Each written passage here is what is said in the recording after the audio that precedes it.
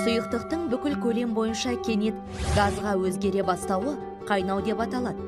Температура көтерілген сайын сұйықтық бөлшектері көбірек энергияға ие бола бастайды. Ақырында олар өзара тартылыс күшін жеңетте атмосфераға ұшып шығады. Қайнау процесі қайнау температурасы ретінде танымал. Белгілі бір температурада жүзеге асады.